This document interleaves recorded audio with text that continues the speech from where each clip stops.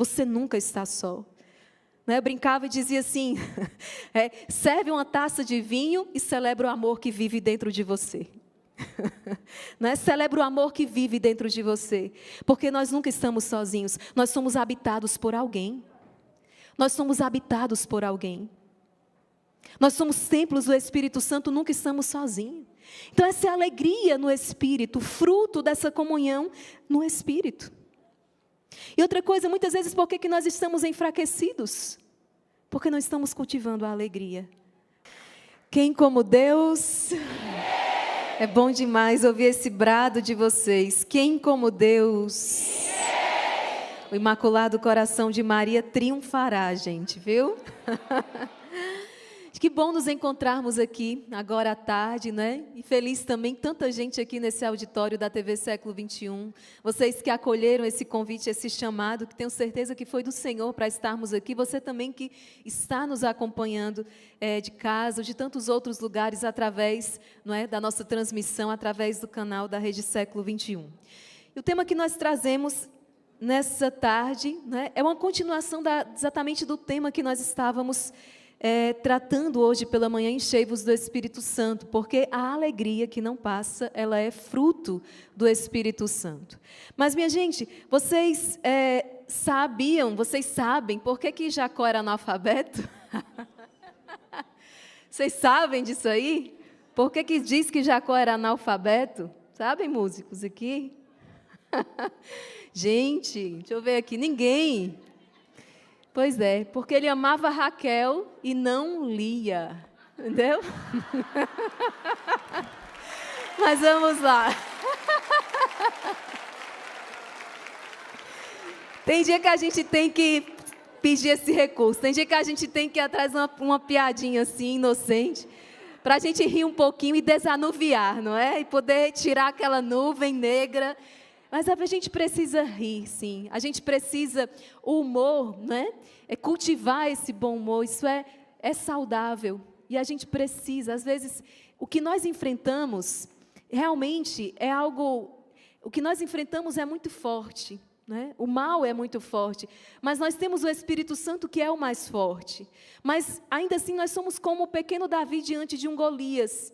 E muitas vezes, ao concentrarmos no problema, ao concentrarmos nesse gigante que precisa ser derrubado, e nós nos encontramos tantas vezes ali meio que acurralados de todos os lados, através de uma grande mídia que presta um serviço tão terrível, através da deformação das mentes. Tantas vezes quando nós vemos os tentáculos se organizando, tomando conta também da educação, usando a educação para doutrinar nossas crianças, nossos jovens. Quando nós já não podemos pregar com a mesma liberdade que tínhamos antes, porque somos processados. Eu tenho alguns mandamentos que a gente, às vezes, não pode mais nem citar. Não posso dizer, não roubarás, não furtarás, porque eu sou ladrãofóbico, alguma coisa assim. Não cometerás adultério, porque eu sou adulterofóbico.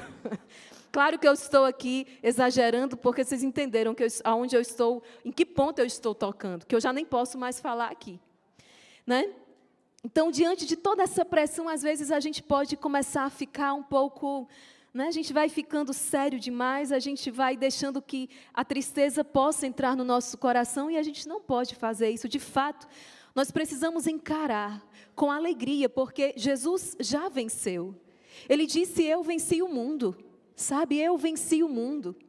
Nós temos que tomar posse desta verdade. Jesus disse, eu venci o mundo, por isso não tenham medo. Satanás vai fazer o seu espetáculo, Satanás ele precisa mostrar o seu show, ele precisa dar o seu show, ele precisa mostrar essa aparente vitória. E Nossa Senhora, no movimento sacerdotal mariano, ela diz isso. Ela diz, eu me utilizarei da aparente vitória de Satanás. Na verdade, ele vai beber do seu próprio veneno. Deus não vai se rebaixar, Nossa Senhora não vai se rebaixar, mas é Satanás que vai beber do seu próprio veneno, morrerá do seu próprio veneno.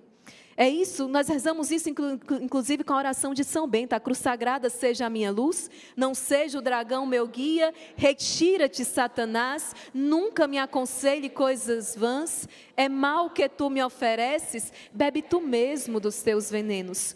O mal destrói a si mesmo. Foi inclusive a reflexão de hoje da Palavra de Deus, que está no nosso canal no YouTube, Irmã Kelly Patrícia, Instituto Hesed Oficial. O mal destrói a si mesmo. O nosso foco, nós precisamos estar com esse foco em Deus.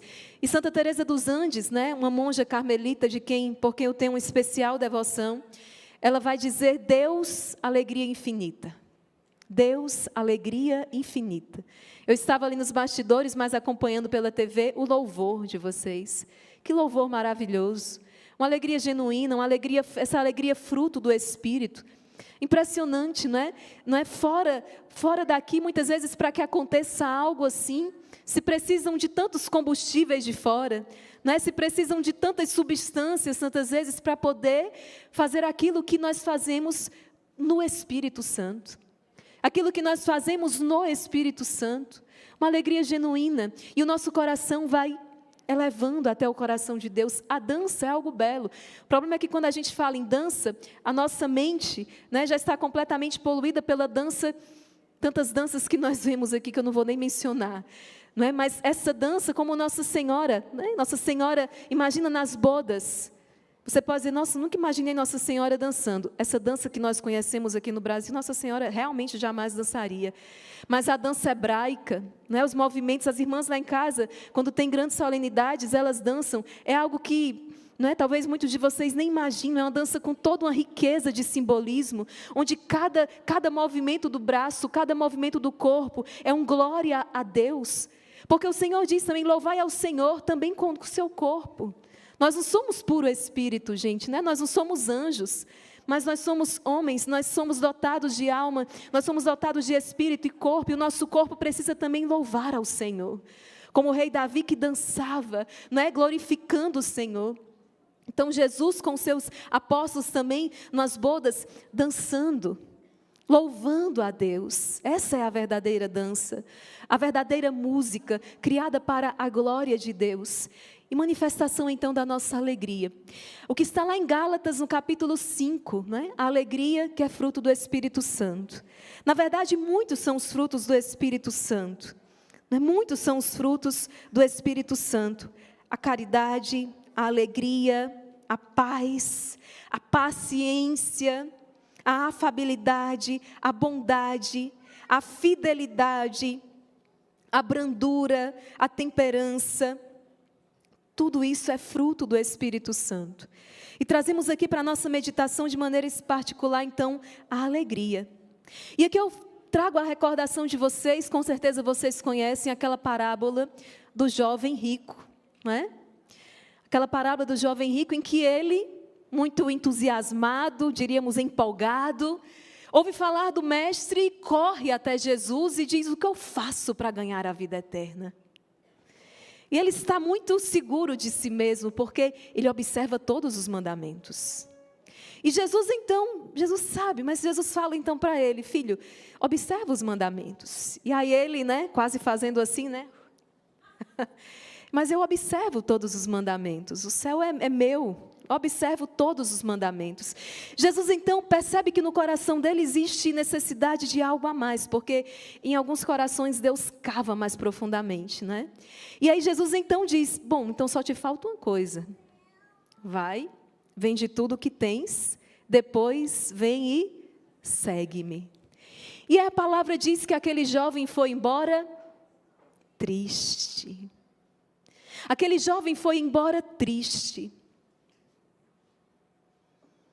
Aquele jovem, ele renunciou, Ele renunciou a um grande ideal. Talvez ele tenha olhado para aquilo ali, para aquele convite de Jesus. Isso acontece conosco, gente, viu? Às vezes a gente olha ali uma passagem da Sagrada Escritura e a gente não percebe que muitas vezes nós somos o jovem rico, que foi embora triste. Aquele jovem, ele renunciou a um grande ideal, a um grande projeto que Deus tinha para a vida dele, porque talvez, certamente, ele estava apegado aos seus bens materiais. Ele estava apegado aos seus bens materiais, ele preferiu estar com seus bens materiais e triste, do que abraçar o projeto de Deus e estar pleno, estar alegre, estar feliz. O apego. E veja que sempre que nós renunciamos muitas vezes a grandes ideais. Eu lembro que a primeira vez que eu fui no Instituto Hesed, né, há já muitos anos atrás, eu não conhecia, e eu fui. Só quando eu fui me aproximando, eu já chorava, já fui chorando o caminho. Quando eu vi as placas, eu já chorava. E eu não sabia, tudo. Jesus, ele programou tudo. Quando eu cheguei lá, meu amigo que estava comigo disse, vamos ficar para a missa? E eu, tá, vamos ficar. E nós ficamos, quando foi no Evangelho, era o Evangelho do jovem rico.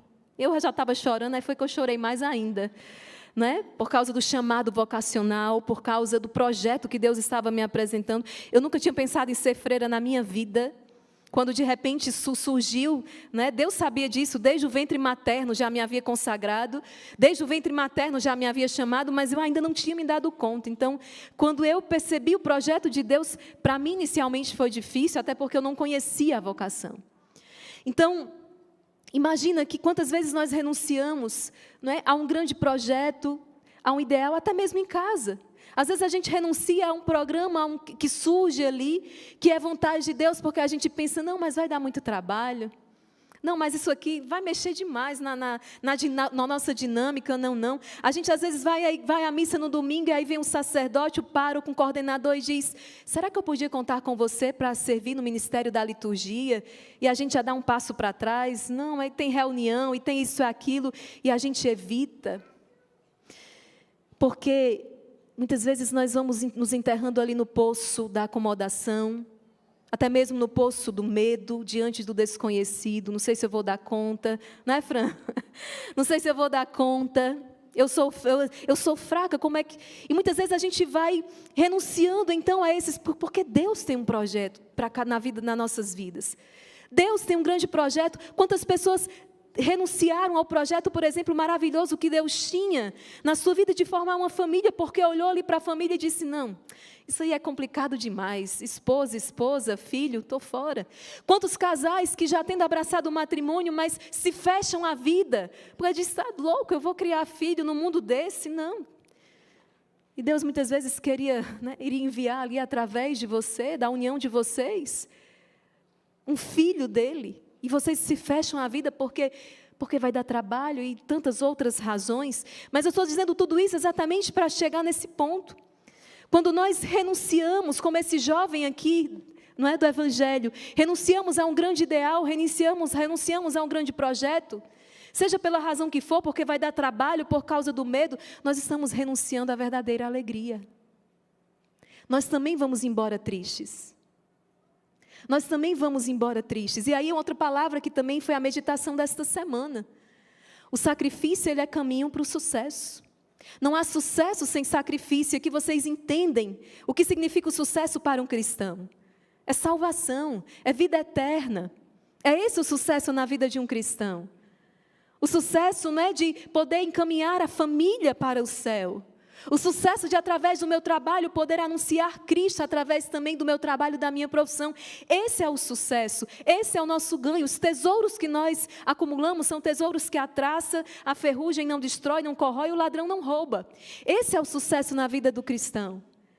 Então, quando nós renunciamos a esse ideal, a esse projeto, nós estamos renunciando à verdadeira alegria e nós também vamos embora tristes.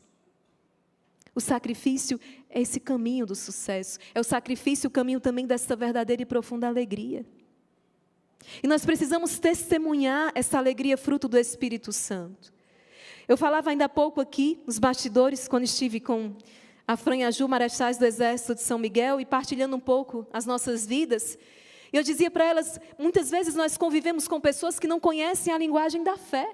Não é? No trabalho. Vocês têm pessoas que têm um coração maravilhoso, mas elas não conhecem o Senhor. Pessoas que têm um coração maravilhoso, mas elas não têm a fé. Mas essas pessoas, elas conhecem uma linguagem, que é a linguagem do amor.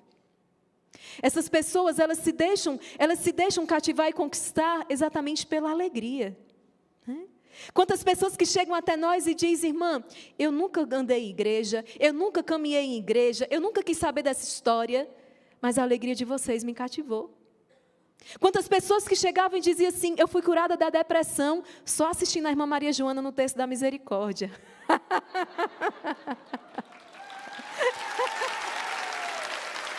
Gente, é ou não é? Não é verdade? Eu escutei isso muitas vezes nas missões. Eu escutei isso, eu fui curada da depressão, irmã, rindo com a senhora ali nos avisos no texto da misericórdia. Eu fui saindo daquela bolha, daquela tristeza. Nós, enquanto cristãos e alegria deviam ser sinônimos. E uma alegria que independe das circunstâncias. Uma alegria que independe daquilo que eu estou passando. Vocês conhecem, eu conheço tantas pessoas que enfrentam uma cruz que eu vou lhe contar. Mas elas estão ali alegres. Não estou falando de uma alegria de risada, de necessariamente estar com um sorriso no rosto. Não necessariamente essa alegria, que pode ser também. Mas é uma alegria que você percebe que é fruto do Espírito Santo. É o que Santa Teresinha dizia: eu sorrio, mesmo lágrimas vertendo. É o que Santa Teresinha dizia: a alegria mesmo no sofrimento. E nós diríamos mais, a alegria até mesmo por causa do sofrimento. Quando descobrimos naquela enfermidade, naquela cruz, uma oportunidade de nos unirmos ainda mais ao Senhor. Não é isso que os apóstolos testemunham na Sagrada Escritura? Nós vemos, nós lemos. A palavra diz assim, aqueles que estavam tudo amedrontados, trancados dentro de uma sala, depois a palavra vai dizer, e eles saíram alegres por terem sofrido injúrias por causa do nome de Cristo. Uma coisa que me impactou muito no início da minha caminhada, são coisas que eu vejo que o Espírito, minha memória não é boa, mas o Espírito Santo me faz reter aquilo que Ele quer que eu retenha. E aí eu me lembro que eu entrei em contato com a vida de um santo, cujo nome eu não lembro, mas a história eu lembro. Dificilmente eu vou decorar, gente, o nome dos santos. Mas dizia assim, aquilo me chamou muita atenção. Eram os algozes, e eles estavam querendo infligir um mal àquele homem de Deus. E aí na conversa eles diziam assim, já sei, vamos exilá-lo, porque assim ele vai sofrer. E aí o outro dizia, não vai adiantar de nada, ele vai estar ainda mais a sós com Deus que ele tanto ama. Então vamos flagelá-lo, não vai adiantar de nada, ele vai ficar feliz por estar apanhando por causa de Cristo. Então vamos matá-lo, piorou, ele vai para o céu.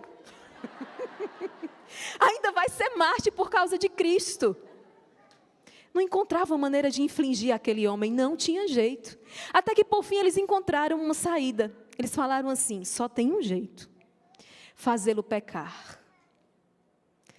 Mas isso nós não podemos, porque é a liberdade dele, é a liberdade de cada um. Não temos como forçá-lo a pecar. Ou seja, no final das contas, não tinha como tirar a alegria do coração daquele homem. Nem, como São Paulo vai dizer, não é nem a tribulação, nem a fome, nem a espada, nem a nudez, nada vai me separar do amor de Cristo, nada me separa do amor de Cristo. Agora, o reino de Deus não é comida nem bebida, é justiça, é paz e é alegria no Espírito Santo. E muitas vezes nós vamos confundir o reino de Deus com esse estado material, e não é. Gente, não tem nada aqui que nós vamos levar, nós vamos deixar tudo. E aqui nós não temos nada contra uma boa mesa, não é, irmã Maria Joana, assim, bem servida. Mas é totalmente diferente. Por exemplo, né, a ceia pascal. Nossa, que bonito aquela ceia pascal lá no mosteiro. Né? Depois de uma sexta-feira de jejum, um sábado quase no meio jejum, 3 dias jejuando, minha gente. A gente termina, né, a gente fica sonhando com aquela ceia pascal. Mas aquela ceia pascal, ela tem uma razão de ser. Porque nós estamos imensamente alegres por causa da bebida, da comida? Não. Mas estamos imensamente alegres porque o Senhor ressuscitou. E a razão então daquela comida, daquela bebida e tantas outras manifestações de alegria no canto, não é? Nos cantos litúrgicos que mudam e tudo. Existe uma razão maior, é porque o Senhor está vivo. E esse é o sentido, é isso que dá sentido a todas as coisas. Essa é a alegria fruto da experiência com o Espírito Santo. E nos sentamos então àquela mesa, seja o que for servido, a alegria, ela está no coração, ela não depende do cardápio, não depende da companhia, não. Porque o sentido espiritual é profundo. E essa é a alegria no Espírito. Essa é a alegria no Espírito. Outro dia uma pessoa mandava uma mensagem para mim, dizia, eu estou me sentindo tão só, reze por mim, fim de um relacionamento e etc. E eu dizia, você nunca está só. Você nunca está só. Eu brincava e dizia assim, serve uma taça de vinho e celebra o amor que vive dentro de você. Celebra o amor que vive dentro de você. Porque nós nunca estamos sozinhos, nós somos habitados por alguém.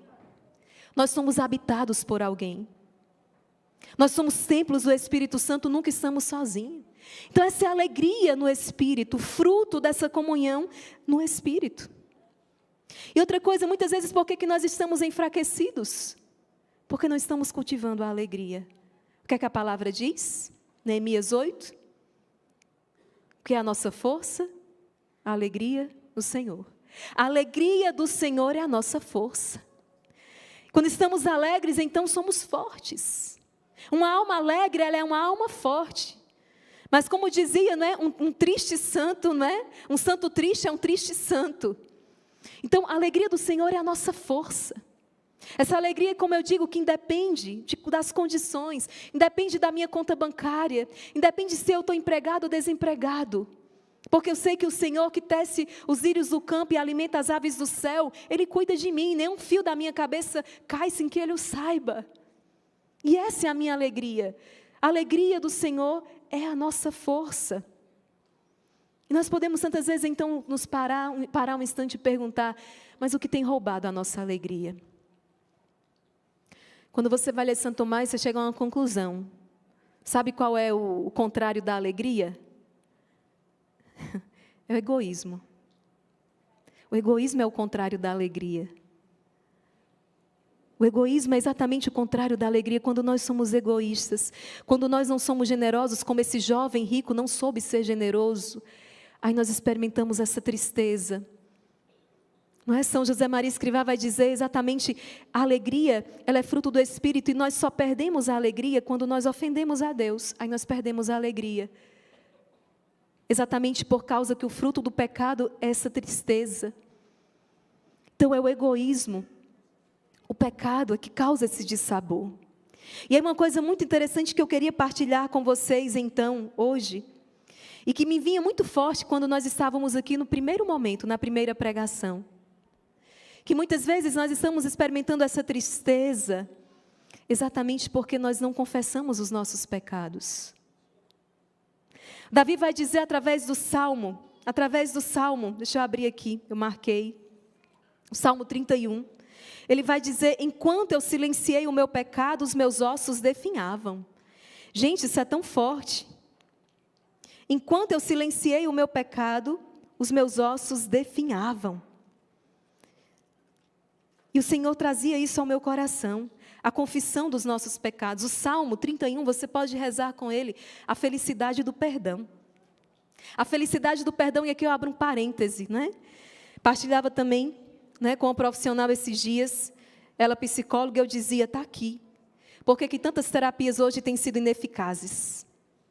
Por que tantas terapias hoje, que é a onda do momento, e aqui eu não estou dizendo que não seja importante, que não seja relevante, mas está aqui a razão porque tantas terapias são ineficazes.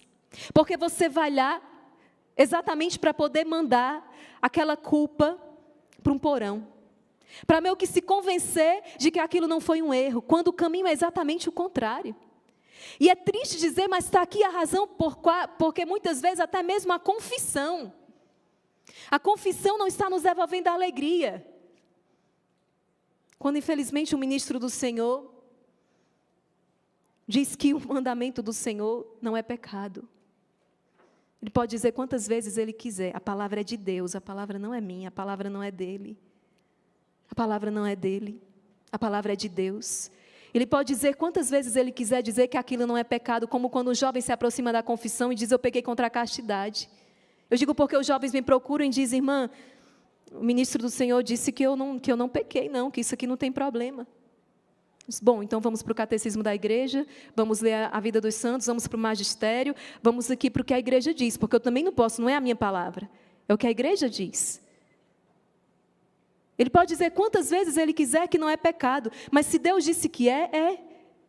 E não vai devolver a alegria ao coração daquele jovem, dizendo que uma citação não é, quando na verdade ela é pecado. Isso, gente, está cheio. Infelizmente isso está acontecendo demais. Isso está acontecendo muito. As pessoas estão sendo abandonadas nos seus pecados. E por isso a tristeza, e por isso uma depressão profunda. E por isso essas crises terríveis. Porque a libertação não acontece. Quando é que a libertação acontece? Quem diz é o rei Davi. E olha que ele adulterou, ele assassinou. E ele ficou com aquele pecado guardando dentro dele por muito tempo, até que ele entendeu que enquanto ele não confessasse o seu pecado, ele não ia ter jeito, ele ia morrer de tristeza, porque é isso que o pecado faz com a gente. É isso que o pecado faz com a gente. Eu estou rindo aqui porque esses dias a minha irmã disse, mana, você sabia que ressaca moral... Ai, me ajuda, Senhor. Mas ressaca moral agora virou muitas vezes, não sempre, né, gente? Mas ela disse, ressaca moral agora virou crise de ansiedade. Claro, não estou dizendo que isso que é geral, mas era situações às vezes específicas. A gente, quando jovem, ou pelo menos eu lembro, quando eu errava, meus pais chegavam para mim e diziam, filha, está errado. Eu não achava bom, não. Eu passava, às vezes 1, 2, 3 dias ali, até cair a ficha e dizer... Mãe, pai, perdão, realmente eu errei. Foi errado o que eu fiz. E pronto. E aquele drama, sabe? Aquele drama da culpa era visitado exatamente pela alegria do perdão. Tudo bem, filha, vamos recomeçar. Você errou, mas vamos recomeçar. Está perdoado. Agora, acontece um erro, o jovem erra. O pai e a mãe não podem dizer nada, porque não vai frustrar o menino. Não vai frustrar o jovem, não.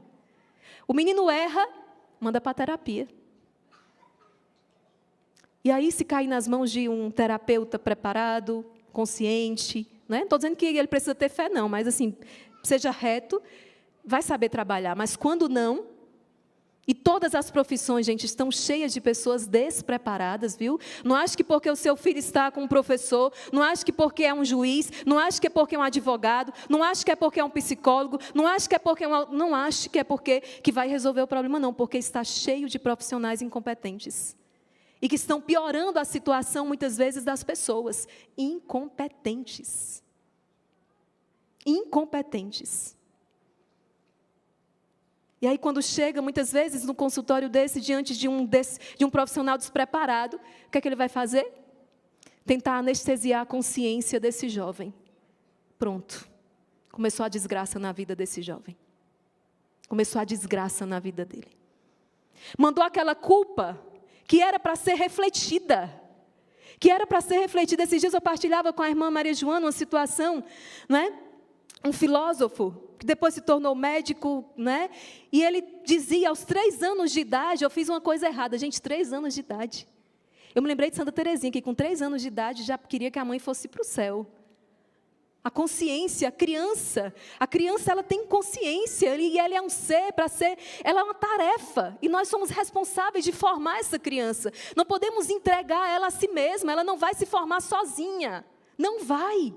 A criança ela não é essa história que nasce boa e a sociedade que a corrompe, mentira. Ela nasce tão boa quanto ruim, porque está marcada pelo pecado original, ela precisa ser formada. De pais maduros, de adultos maduros que formem essa criança, esse adolescente, esse jovem.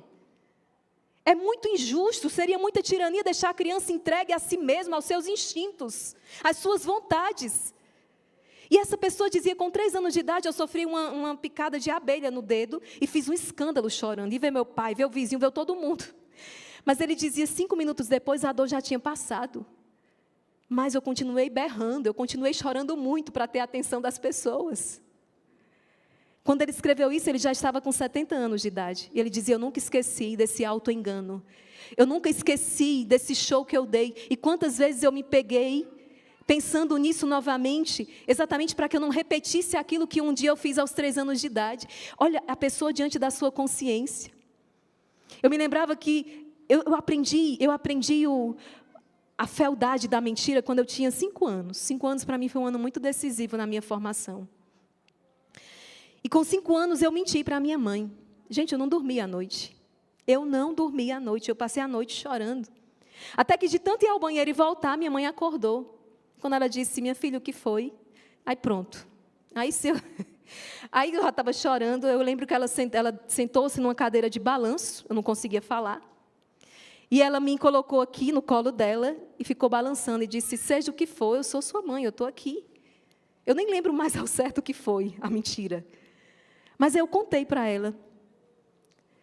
Gente, foi a primeira e a última vez. Porque eu experimentei a tristeza, o quão terrível é mentir. Satanás é o pai da mentira. E aqui você veja, aqui eu poderia estar com uma plateia com pessoas que têm fé ou pessoas sem fé. É questão de retidão, é questão de consciência. A sua consciência, nós temos aqui, como nós podemos chamar, você pode chamar de voz da consciência e outros podem chamar de Deus. Mas nós temos essa voz da consciência que para nós que temos fé é o sacrário inviolável. E quando nós calamos essa consciência, quando nós abafamos essa consciência que grita, nós viramos animaizinhos, seguindo instintos. Nós matamos, nós roubamos e de maneira fria. Você sabe que nós podemos matar as pessoas com uma palavra, podemos matar a pessoa com um olhar. Então, a consciência, essa tristeza, e é isso, então eu entrei nisso tudo para dizer o quão importante não é abafar uma culpa, não é fingir que eu não errei, é muito pelo contrário, não é chegar dentro do templo como aquele fariseu e dizer, não, porque eu jejuo 2 vezes por semana, porque eu dou o dízimo, não, é muito pelo contrário, é fazer a experiência do publicano que chega e diz, Senhor, eu sou pecador, tenha misericórdia de mim. Ai, irmã Maria Raquel, mas ninguém viu. Gente, Deus viu.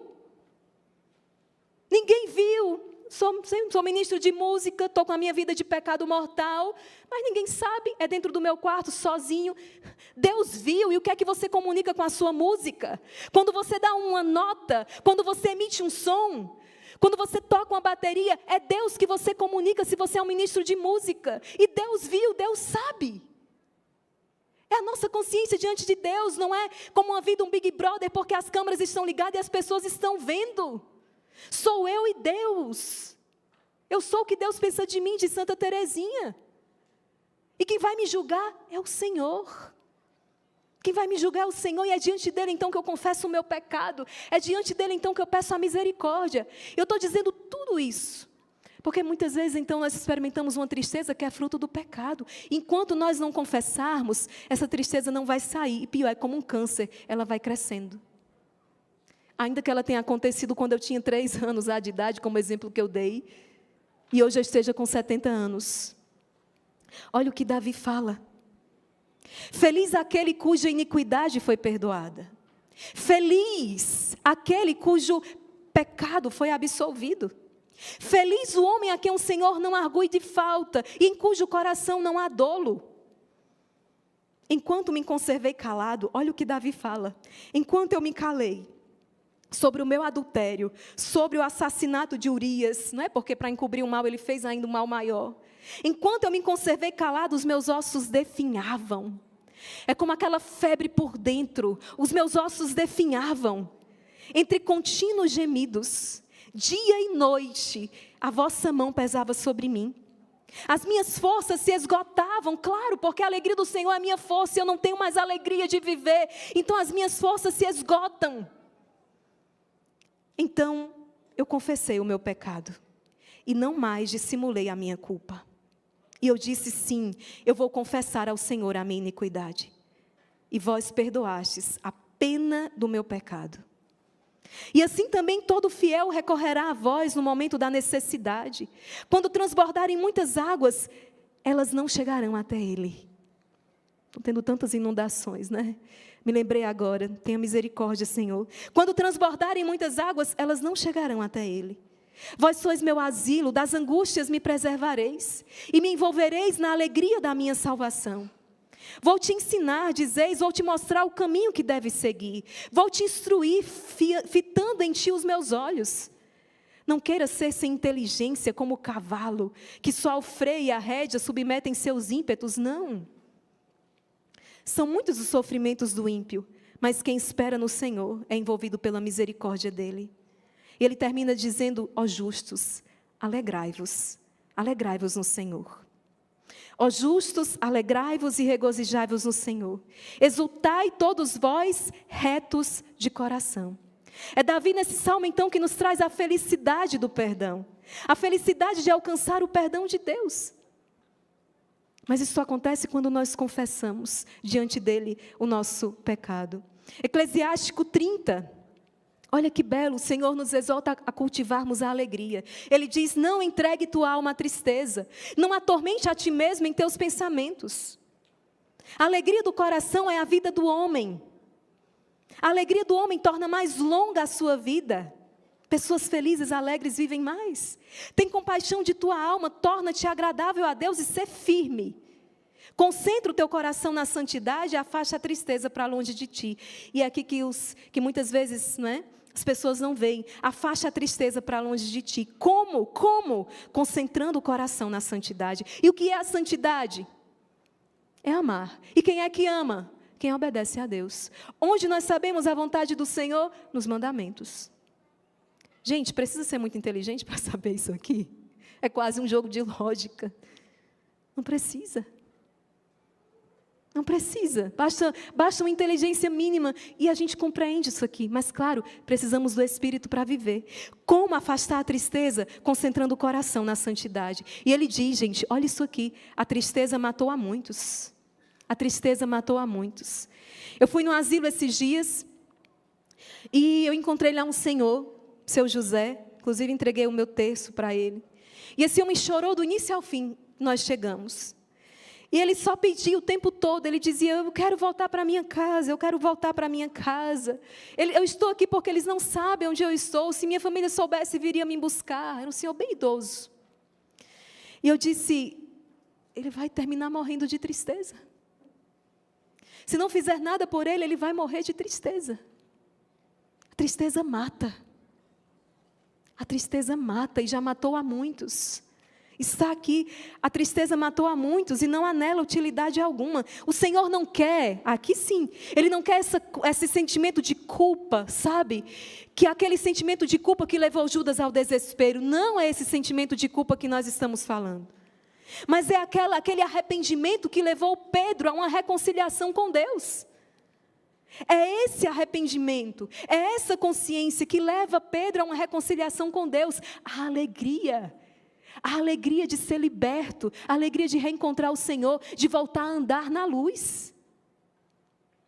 A inveja e a ira abreviam os dias, e a inquietação acarreta a velhice antes do tempo. Um coração bom e nobre banqueteia-se continuamente, pois seus banquetes são preparados com solicitude. Gente, olha a riqueza da palavra de Deus. Nós nos lembramos aqui de um São Francisco de Assis. Eu vinha no caminho hoje escutando a Perfeita Alegria. A nossa Madre Kelly canta algumas vezes, né? Quando ele fala com o Frei Leão, o que é a perfeita alegria? E ele diz, em resumo, a perfeita alegria é sofrer por Cristo. Talvez nós não tenhamos chegado ainda a esse estágio, mas precisamos dar passos concretos. São Francisco é exatamente o oposto daquele jovem rico que, avaro, apegado e egoísta, não abraçou um grande ideal. Francisco de Assis é exatamente o oposto. Quando ele se encontra com Cristo, ele deixa tudo, tudo. E dele pode-se dizer que ele é, então, uma alma profundamente alegre. Eu não sei se vocês sabem, mas no final, São Francisco ele é expulso da própria ordem que ele funda. São Francisco ele termina os seus dias cego, com seu corpo todo quebrado. E ele produz o hino das criaturas belíssimo, já nesse estado de muito sofrimento. Uma alma profundamente alegre, a alegria no espírito. Como, mais ou menos também como como São João da Cruz, que produz os seus escritos, tantos deles dentro, confinado, preso. E ele produz aqueles escritos, ele canta, ele escreve sobre um amor a Deus que você pensa, nossa, está tudo bem aqui com São João da Cruz, é só vida boa. Não, ele está preso, traído pelos irmãos da sua própria ordem, em condições subhumanas, e ele escreve os mais belos escritos de amor.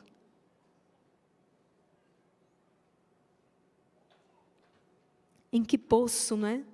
Nós afundamos a nossa alegria. O que roubou a nossa alegria? O Senhor hoje, nesse domingo de carnaval, quer fazer esse resgate. Que saiamos daqui profundamente alegres, sabe por quê? Porque é uma oportunidade de recomeçar. Nós vamos entoar um canto, nós vamos rezar com esta canção, e eu quero contar para você a história dessa canção. A irmã Maria Joana compôs exatamente no Rosário, na Quaresma de São Miguel, não foi isso, a última? Quando nós fizemos ali um exame de consciência. E aí, uma pessoa nos escreveu e disse assim, irmã, aí fez o exame de consciência, disse, eu sou isso, eu me identifico nisso, e nisso, e nisso, e nisso. E ela disse, Mas será que vai dar tempo recomeçar? Será que ainda vai dar tempo de eu mudar, de buscar a santidade? E a Maria Juna compôs essa música, né? Ainda é tempo de recomeçar. Quando nós nos lembramos da experiência daquele ladrão ali, já para ser morto, aquele ladrão que está do lado de Jesus na cruz. E o que é que aquele homem que cometeu tantos crimes, o que é que aquele homem escutou de Jesus? Ainda hoje estarás comigo no paraíso. Ainda hoje tu estarás comigo no paraíso. Essa é a vitória, essa é a alegria. E ainda há tempo. Ainda há tempo para aqueles que têm 9 ou 90 anos. Se ainda existe sopro de vida aí dentro, ainda é tempo. Mesmo se como Santo Agostinho, tarde te amei. Passei mais de 30 anos da minha vida longe de ti. Quando eu vinha para cá, eu escutava uma pessoa, na verdade eu lia no Instagram, uma pessoa que disse assim: nossa irmã, eu sinto muito, porque eu só conheci vocês há um ano atrás. E eu dizia: não, alegre-se porque você já nos conheceu há já um ano. Alegre-se porque você nos conhece há um ano, entendem? Às vezes nós olhamos para a vida, nós olhamos de maneira muito pessimista. Que pena que eu conheci vocês há um ano atrás. Que bom que você nos conheceu há um ano atrás. Que bom que essa palavra está chegando até você hoje. Tenha você 15, 20, 50, 60 anos. Deus te alcançou. A palavra de Deus encontrou lugar no teu coração. Deus te trouxe aqui. Deus te trouxe para esse momento. Alegre-se no Senhor. Porque a alegria do Senhor é a nossa força. E Deus fez isso porque Deus te ama. Porque Deus nunca deixou de pensar em você um só instante. Porque Deus pensa em você continuamente, porque Deus te ama, porque Deus veio para te salvar e para te libertar exatamente dessa tristeza, porque hoje é dia de lançar essa depressão fora e tomar posse da alegria que Deus te traz, que é fruto do Espírito Santo. Ei, ela está ao teu alcance, ela não depende de nada nem ninguém à sua volta, ela depende só de você, pedir o Espírito. Deixar que o espírito de contrição traga um profundo arrependimento. Gente, como é delicioso quando a gente se arrepende. Que experiência linda quando a gente se arrepende e diz: Senhor, eu errei. E aí faz a experiência daquele filho pródigo, sabe? Que volta para casa. Ele volta porque ele conhece o pai. Ele volta porque ele sabe, o pai o ama. E aquele pai que não deixa nem ele falar. Deus é assim com a gente. O pai, ele, na verdade, ele estava naquele alpendre ali, ó, todos os dias, olhando, esperando a volta daquele filho. Porque ele é aquele que deixa as 99 ovelhas e vai atrás da que se perdeu. Ele nos trouxe aqui hoje só para encontrar você. Ele nos trouxe aqui hoje de longe, lá de Fortaleza, para dizer: filho, eu te amo. Ele tem dia que Deus só falta escrever o nosso nome no céu. Tem dia que eu tenho certeza que hoje Ele escreveu o meu nome no céu. Porque Deus é apaixonado pela sua criatura. Deus é apaixonado por nós. Deus nos ama infinitamente, incondicionalmente. Ainda que a tua mãe te esquecesse, eu jamais te esqueceria. E Deus é aquele pai que está esperando o filho voltar. E Ele não vai deixar nem você falar, porque Ele já se antecipou. Ele te abraçou. Ele disse: filho, que bom que você voltou. Eu esperava por isso há tantos anos. Eu tenho saudade de você. Eu espero por você há tanto tempo. Entra para a alegria do teu Senhor. Tudo isso que eu criei para ti. Eu criei pensando em ti. Os mares, as florestas, a imensidão do mar, os astros do universo, eu criei pensando em você. Eu criei para você. Tudo isso que você vê é uma manifestação do meu amor por você. Porque eu te amo. Ainda é tempo de recomeçar. Reza com essa canção. Põe a mão no teu coração. Porque você tem um Pai no céu. Porque você tem um Espírito Santo que nos foi dado e nos faz clamar: Abá, Pai. Abá, Pai.